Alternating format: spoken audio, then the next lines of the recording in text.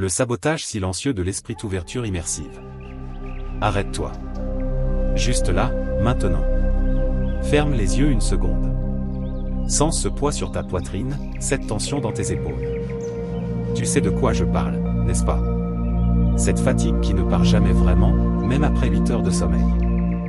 Il y a quelque chose en toi. Une présence invisible. Elle travaille contre toi pendant que tu dors, pendant que tu manges, pendant que tu essaies désespérément d'avancer. Elle efface tout. Chaque promesse que tu te fais. Chaque élan de motivation. Chaque moment où tu te dis, cette fois, c'est différent. Et le pire, tu ne la vois même pas agir. Laisse-moi te raconter une histoire. Il y a 3 mois, j'ai rencontré quelqu'un. Appelons-la Marie. Marie avait tout essayé. Thérapie, coaching, méditation guidée, développement personnel, livres par dizaines. Elle comprenait tout intellectuellement. Elle pouvait expliquer les mécanismes de l'anxiété, les principes de la pleine conscience, les techniques de respiration. Mais quand son patron lui envoyait un email, son cœur s'emballait exactement comme avant. Quand son conjoint haussait le ton, elle explosait exactement comme avant. Quand la nuit tombait, l'angoisse revenait exactement comme avant. Qu'est-ce qui ne va pas chez moi? m'a-t-elle demandé, les larmes aux yeux. Rien. Absolument rien ne va mal chez elle. Et rien ne va mal chez toi non plus. Mais ton esprit, lui, s'est transformé en champ de bataille. Et aujourd'hui, dans les minutes qui suivent, tu vas comprendre exactement pourquoi. Pas avec des théories abstraites. Pas avec des concepts fumeux. Avec une clarté qui va te traverser comme un coup de poing dans le ventre. Respirez. Profondément. Sens l'air qui entre, qui remplit tes poumons, qui te rappelle que tu es vivant, là, maintenant. Parce qu'ici, dans cet espace sacré inspiré des enseignements millénaires du Bouddha, on ne te vend rien. On te montre ce qui est déjà là, caché sous les couches de conditionnement. Tu es prêt? Non, vraiment prêt à voir ce que tu évites depuis des années? Alors reste avec moi. Chaque seconde compte. Première vérité, le terrain durci par la bataille. Imaginez un instant. Tu marches pieds nus sur un sentier de terre. La terre est douce, accueillante, elle épouse la forme de tes pieds. Chaque pas laisse une empreinte légère. Maintenant, imaginez que des milliers de personnes passent par ce même chemin. Jour après jour. Année après année. Que se passe-t-il? La terre est compacte. Elle devient dure. Imperméable. Plus rien ne peut y pénétrer. C'est exactement ce qui arrive à ton esprit. Les moines bouddhistes anciens observaient ça il y a 2500 ans. Ils appelaient ça le terrain battu. Un esprit tellement sollicité, tellement piétiné par l'expérience, qu'il ne peut plus rien recevoir. Et écoute bien ce que je vais te dire maintenant, parce que c'est crucial, ce n'est pas ta faute. Tu n'as pas choisi ça. Personne ne se lève un matin en se disant, tiens, aujourd'hui je vais fermer mon esprit à tout ce qui pourrait m'aider. Non. Ça se fait progressivement, silencieusement, presque tendrement. Chaque déception que tu as encaissée. Chaque promesse non tenue. Chaque fois que tu as dit « je vais y arriver » et que tu t'es effondré. Chaque traumatisme, petit ou grand, que tu as avalé sans le digérer. Tout ça a durci la terre de ton esprit. Tu te souviens de cette vidéo inspirante que tu as regardée la semaine dernière? Celle qui t'a donné la chaise de poule? Où est-elle maintenant? Disparue. Évaporée. Comme si elle n'avait jamais existé. Ce livre que tu as lu, celui qui te parlait tellement. Ces phrases soulignées, ces passages surlignés. Où sont-ils quand tu en as vraiment besoin? Partie nulle. Ce n'est pas que tu es stupide. Ce n'est pas que tu manques de mémoire. C'est que ton esprit est en mode survie permanent. Et en mode survie, on ne laisse rien entrer. Sur les protège. Surverrouille. On reproduit uniquement ce qu'on connaît déjà, même si ça nous fait souffrir. Les pensées automatiques surgissent comme des sentinelles. Oui, mais c'est différent pour moi. Ça ne marchera jamais. Je ne suis pas fait pour ça. C'est trop tard. Je suis trop nul. Ces pensées ne sont pas tes ennemis. Elles essaient juste de te protéger, à leur manière maladroite, avec les outils qu'elles ont. Des outils rouillés, inadaptés, datant de ton enfance peut-être, quand tu as dû apprendre à survivre dans un monde qui te dépassait. Alors que fait-on? On commence par s'arrêter. Vraiment s'arrêter. Pas dans une semaine. Maintenant. Regarde honnêtement ce qui a durci en toi. Sans jugement. Sans honte. Juste un observateur. Ah, voilà cette fatigue que je porte depuis des années. Ah, voilà cette blessure dont je n'ai jamais parlé. Ah, voilà cette peur qui me paralyse depuis si longtemps. Et tu sais ce qui se passe quand tu fais ça? Quelqu'un a choisi d'extraordinaire. La terre commence à s'adoucir. Pas spectaculairement. Pas comme dans les films. Mais millimètre par millimètre, la tension se relâche. Tu respires différemment. Ton corps le sait avant ton esprit. Assiste. Arrête-toi une seconde. Pensez à la dernière fois que tu t'es dit, cette fois, c'est différent. Cette fois, je vais vraiment changer. Tu la vois, cette fois-là? Le sentiment de certitude, d'énergie, de clarté absolue. Maintenant regarde où tu es aujourd'hui. Exactement au même endroit, n'est-ce pas? Ce n'est pas un échec. C'est un indice. Et ce que je vais te révéler maintenant va tout faire basculer. Deuxième vérité, les racines qui n'atteignent jamais la profondeur. Lundi matin. 6h30, le réveil sonne. Tu ouvres les yeux avec détermination cette brûlante. Aujourd'hui, tout commence. Méditation le matin, salle de sport à midi, lecture le soir, écriture dans ton journal. C'est clair.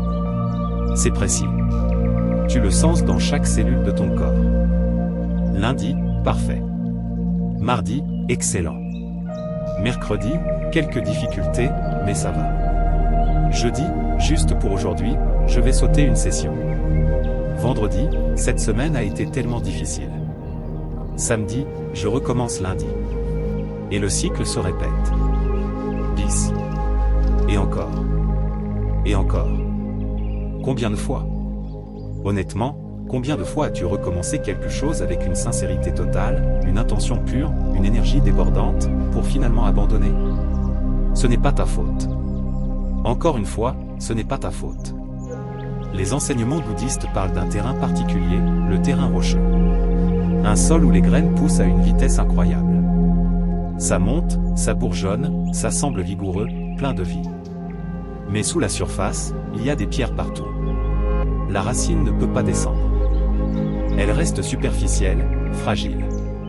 Et dès que le premier rayon de soleil tape trop fort, dès que la première difficulté arrive, tout meurt. Ce n'est pas un manque de potentiel. Tu en as à revendre. Ce n'est pas un manque de motivation. Tu débordes de motivation. C'est un manque de profondeur. Les roches dans ton esprit, ce sont ces parties de toi que tu n'as jamais explorées. Ces émotions que tu as enterrées vivantes parce qu'elles faisaient trop mal. Ces décisions que tu as prises à la va-vite juste pour survivre au moment présent. Ces traumatismes que tu as minimisés en te disant « ça va, ce n'était pas si grave ». Ces roches créent des tensions que tu portes dans ton corps sans même t'en rendre compte. Dans tes épaules. Dans ta blessure. Dans ton ventre. Ces zones que tu serres sans t'en apercevoir, jour après jour, nuit après nuit. Alors l'élan arrive, oui. Fort. Sincère. Magnifique même. Mais il rencontre les roches et boum. Il s'arrête net. Fin de l'histoire. Dans le bouddhisme, il n'y a jamais de jugement. Jamais. On ne te dit pas que tu es faible ou que tu es nul. On te dit juste, ah, voilà ce qui se passe. Comprends-tu? Si tu veux que quelque chose dure, tu dois ralentir. Si tu veux devenir stable, tu dois regarder ce qui bloque vraiment. Si tu veux qu'une transformation s'enracine en toi, tu dois accepter de descendre en profondeur. Et descendre, ce n'est jamais confortable. Ça demande un courage fou. Ça demande de regarder en face ce que tu as évité pendant des années. Ces conversations que tu n'as jamais eues. Ces deuils que tu n'as jamais faits.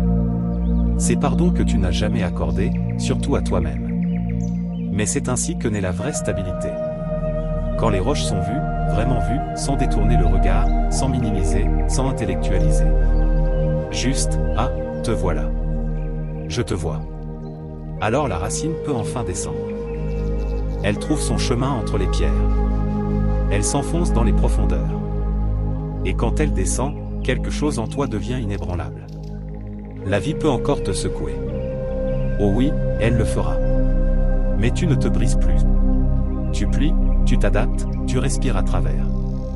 Troisième vérité, quand le savoir devient un piège doré. Laisse-moi te dire quelque chose que personne n'ose dire. Tu connais le Dharma par cœur, n'est-ce pas? Les 4 nobles vérités, tu peux les réciter en dormant.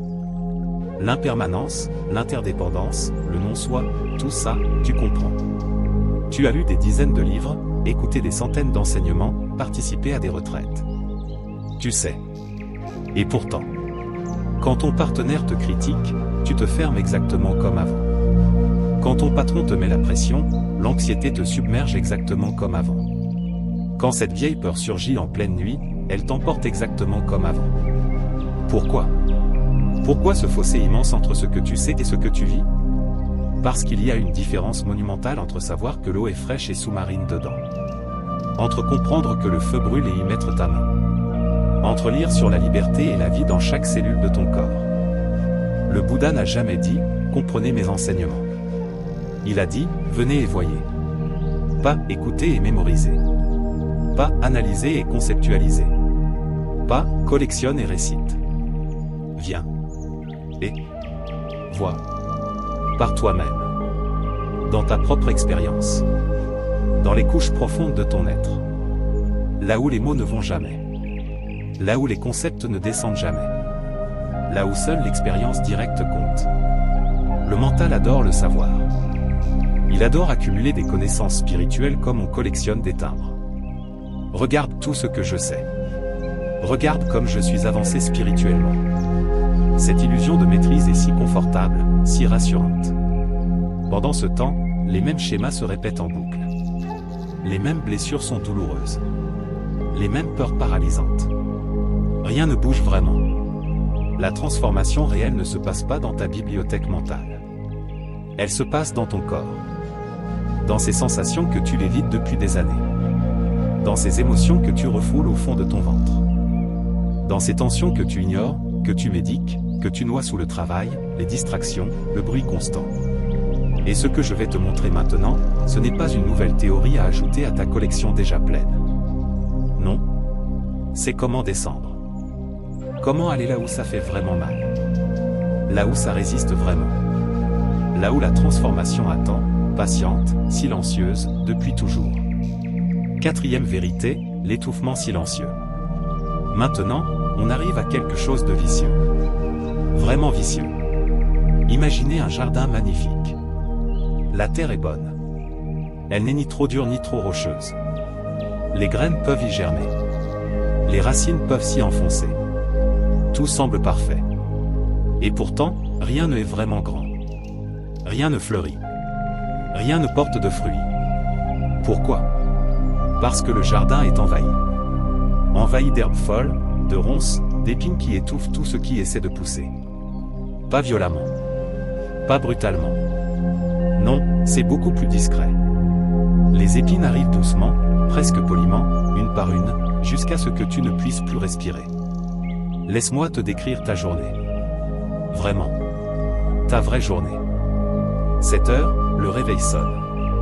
Première chose que tu fais? Tu attrapes ton téléphone. Instagram, email, notification.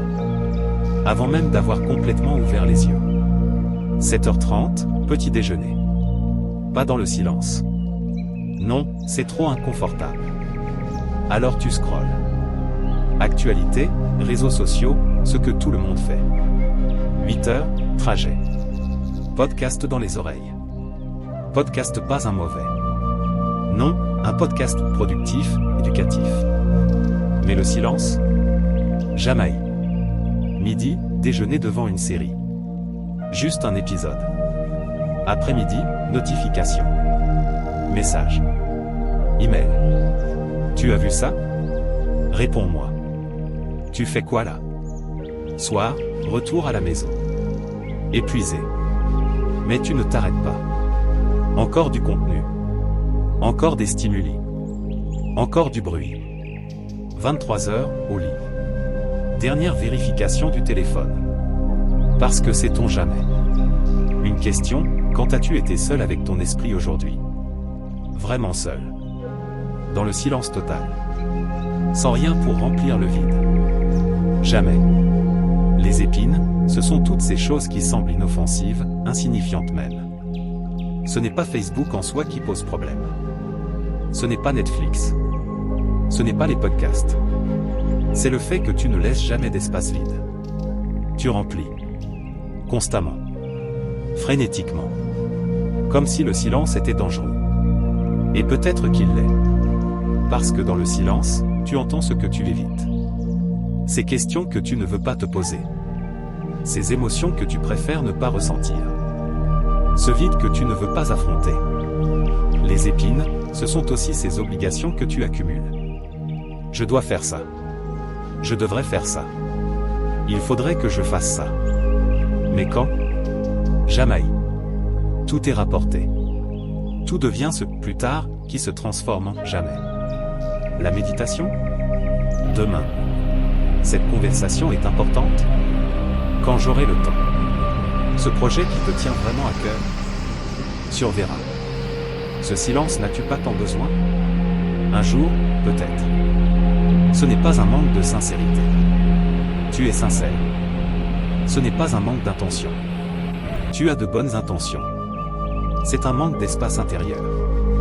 Tu peux vouloir avancer de tout ton cœur et te sentir complètement étouffé.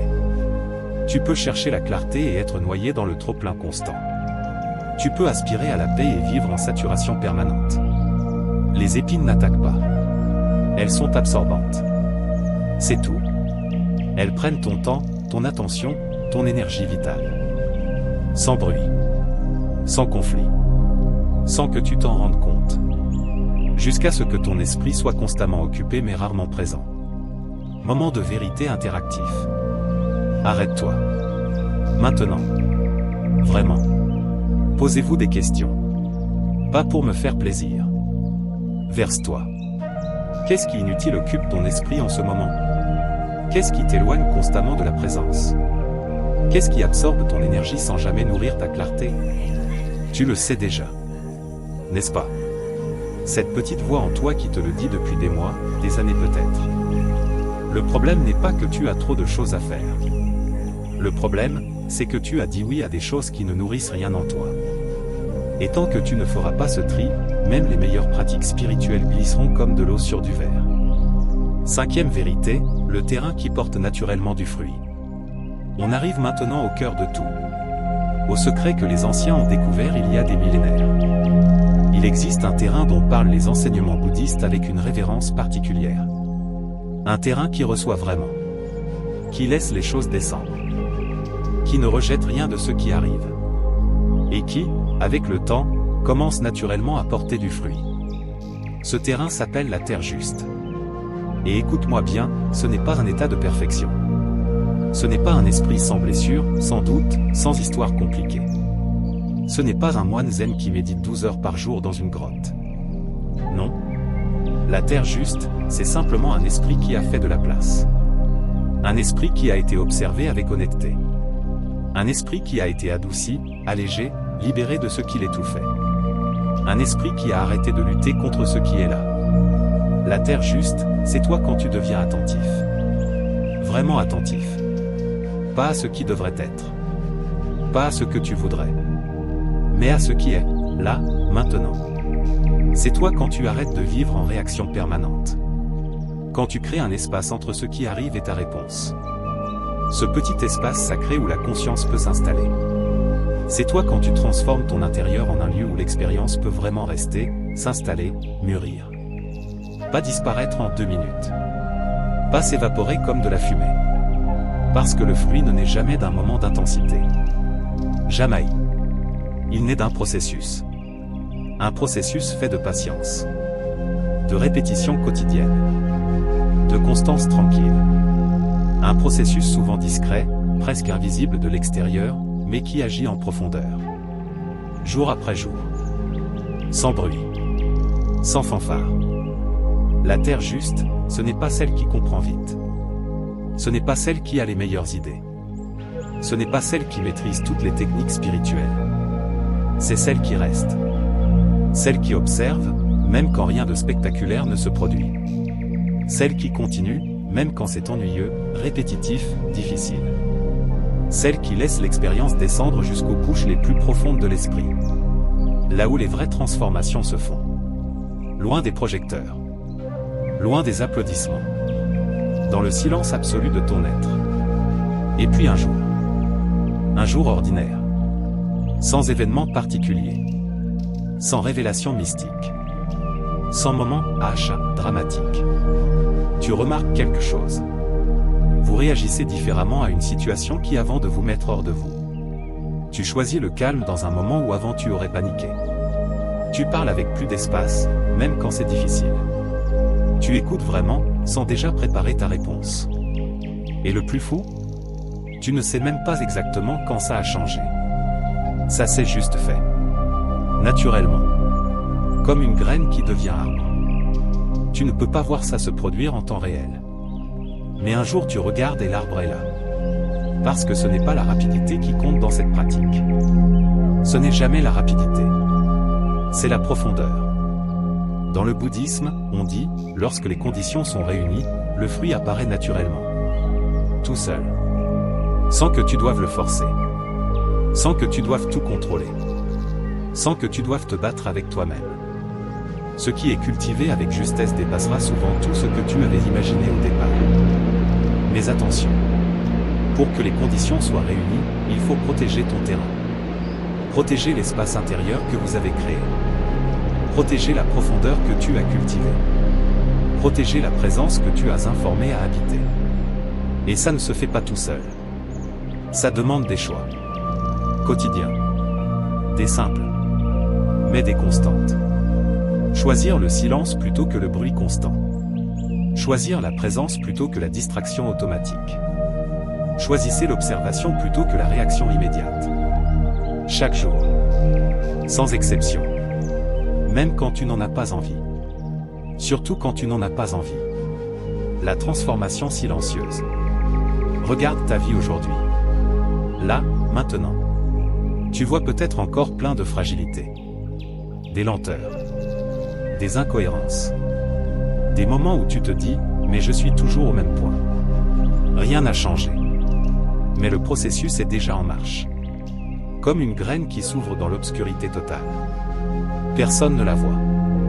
Même toi tu ne la vois pas. Mais elle est en train de se transformer. La terre juste, ce n'est jamais la perfection. C'est la persévérance tranquille. C'est revenir chaque jour, même quand tu doutes. Même quand tu te sens nul. Même quand tu as l'impression de ne rien comprendre. Revenir à l'observation. À la présence. À l'intention juste. Sans chercher les applaudissements. Sans attendre les résultats immédiats. Juste parce que tu sais, au fond de toi, que c'est le chemin. Et peut-être que tu ne le réalises pas encore, mais chaque choix que tu fais pour protéger ton calme intérieur, c'est déjà ça. Chaque moment où tu ralentis au lieu de réagir impulsivement, c'est déjà ça. Chaque fois que tu choisis le silence plutôt que le bruit, c'est déjà ça. Chaque respiration consciencieuse, c'est déjà ça. Tu es déjà en train de devenir cette terre. Une terre où rien n'est jamais perdu. Où chaque expérience, même difficile, même douloureuse, devient un enseignement. Une terre où la stabilité ne dépend plus des circonstances extérieures. Tu n'es plus ballotté dans tous les sens. Tu n'es plus à la merci du premier événement qui arrive. Tu n'es pas un terrain figé. Tu n'es pas condamné à rester comme tu es. Tu es un terrain en transformation. Vivant. En mouvement. En évolution constante. Et quand l'esprit est cultivé avec patience, sans attente frénétique, sans jugement brutal, le fruit n'est pas une récompense qu'on te donne. Ce n'est pas un badge à débloquer. C'est une conséquence naturelle. Silencieuse. Profond. Durable. Le genre de changement qui reste. Qui tient. Qui traverse les tempêtes. Alors maintenant, qu'est-ce que tu vas faire? Parce que tu as deux chemins devant toi. Le premier, tu fermes cette vidéo. Tu hoches la tête. Oui, c'était intéressant. Et demain, rien ne change. Tu retournes au même cycle. Les mêmes schémas. Les mêmes douleurs. Le même terrain durci, rocheux, envahi. Le deuxième, tu décides que ça suffit. Que tu ne vas plus laisser ton esprit te saboter. Que tu mérites cette clarté, cette paix, cette stabilité. Pas un jour. Pas quand les conditions seront parfaites. Pas quand tu auras plus de temps. Maintenant. Tu veux savoir si tu as vraiment compris? Si quelque chose a vraiment bougé en toi pendant ces minutes? Il y a un seul moyen de le vérifier. Descends dans les commentaires. Écris une seule chose. Un seul mot. Quel terrain as-tu reconnu en toi aujourd'hui? Battu? Le terrain durci par trop de batailles? Rocheux? Le terrain où rien ne s'enracine vraiment? Envahi? Le terrain étouffé par trop d'épines? Ou peut-être que tu commences à sentir la terre juste apparaître en toi. Un seul mot. C'est tout. Parce que le simple fait de le nommer, c'est déjà le début de la transformation. Le simple fait de le reconnaître, de le voir clairement, sans détourner le regard, c'est déjà le début du changement. Et si tu veux aller plus loin, si tu veux vraiment cultiver ce terrain intérieur, je serai là dans la prochaine vidéo pour te montrer les pratiques concrètes, les gestes quotidiens, les choix qui transforment. Mais surtout, fais une dernière chose pour moi. Respire. Profondément. Sens ce qui a bougé en toi ces dernières minutes. Cette petite ouverture. Cette petite clarté. Ce petit espace qui n'était pas là avant. C'est réel. C'est là. C'est toi. Et personne ne peut te le retirer. Merci d'avoir été présent ici. D'avoir eu le courage de regarder. De rester jusqu'au bout. Dans le silence du Bouddha, tu n'es jamais seul. Namasté.